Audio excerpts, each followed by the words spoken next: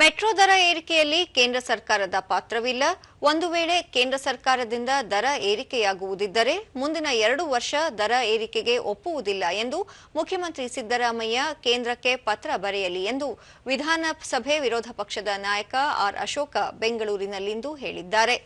ಬೆಂಗಳೂರು ಮೆಟ್ರೋದಲ್ಲಿ 87% ಪಾಲು ರಾಜ್ಯ ಸರ್ಕಾರದ್ದು ಎಂದು ಸರ್ಕಾರ ಹೇಳಿಕೊಳ್ಳುತ್ತಿದೆ.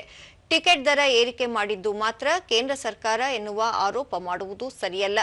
ನಮ್ಮ ಮೆಟ್ರೋ ನಿಗಮದ ವ್ಯವಸ್ಥಾಪಕ ನಿರ್ದೇಶಕರನ್ನು ರಾಜ್ಯ ಸರ್ಕಾರವೇ ನೇಮಕ ಮಾಡುತ್ತಿದೆ.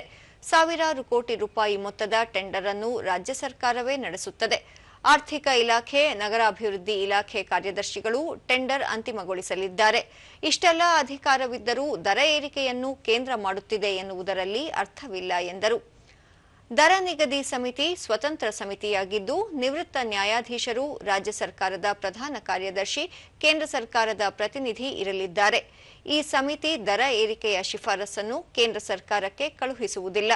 ಕಳೆದ ವರ್ಷ ಇದೇ ಸಮಿತಿ 3% ದರ ಏರಿಕೆಗೆ ಶಿಫಾರಸು ಮಾಡಿತ್ತು. ಜೊತೆಗೆ ಪ್ರತಿ ವರ್ಷ 5% ಹೆಚ್ಚು ಮಾಡಬಹುದೆಂದು ಹೇಳಿದೆ ಎಂದು ತಿಳಿಸಿದರು. ಪ್ರಧಾನಿ ನರೇಂದ್ರ ಮೋದಿ ಅವರು ಕರೆದ ಯಾವೊಂದು ಸಭೆಗೂ ಮುಖ್ಯಮಂತ್ರಿ ಸಿದ್ದರಾಮಯ್ಯ ಹಾಜರಾಗುವುದಿಲ್ಲ. ಜಿಎಸ್ಟಿಯಲ್ಲಿ ರಾಜ್ಯಕ್ಕೆ ಎಷ್ಟು ಹಣ ಬಂದಿದೆ, ರೈಲ್ವೆ, ಹೆದ್ದಾರಿ, ಇಂಧನ, ಗ್ರಾಮೀಣಾಭಿವೃದ್ಧಿ, ಕೃಷಿ ಮೊದಲಾದ ಕ್ಷೇತ್ರಗಳಲ್ಲಿ ಕೇಂದ್ರದಿಂದ ಬಂದಿರುವ ಹಣದ ಬಗ್ಗೆ ಶ್ವೇತಪತ್ರ ಹೊರಡಿಸಲಿ ಎಂದು ಆಗ್ರಹಿಸಿದರು. ಉಳಿದಿದ್ದು ಹಣ ಕೊಡ್ತಾ ಇಲ್ಲ ಕೇಂದ್ರದವರು ಮೆಟ್ರೋಗೆ ಅಂತ ಬಾಯ್ ಬಡ್ಕೊಂಡ್ರಲ್ಲ. ಈಗ ಬೆಲೆ ಏರಿಕೆ, ಮೆಟ್ರೋ ಬೆಲೆ ಏರಿಕೆ ಮಾಡಿರೋದನ್ನ ಹೇಗೆ ಸಮರ್ಥನೆ ಮಾಡ್ತೀರಾ?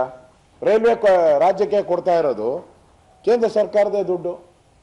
ಇದುವರೆಗೂ ಕೇಳಿರೋಂಥ ಯೋಜನೆಗಳಿಗೆ ಜಮೀನು ಕೊಟ್ಟಿಲ್ಲ. ಕೇಂದ್ರ ಸರ್ಕಾರ ಸ್ಯಾಂಕ್ಷನ್ ಮಾಡಿದೆ, ರೈಲ್ವೆ ಯೋಜನೆಗಳನ್ನು ಸ್ಯಾಂಕ್ಷನ್ ಮಾಡಿದೆ.